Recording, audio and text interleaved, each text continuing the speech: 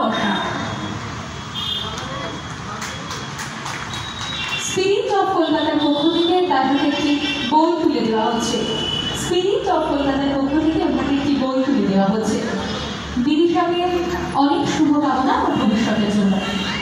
Group সিতে second হয়েছে Srija Das. Group C second হয়েছে Srija Das.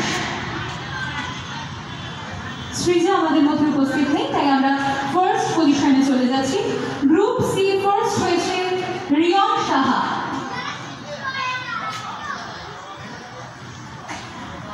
Group C first হয়েছে রিয়ন সাহা।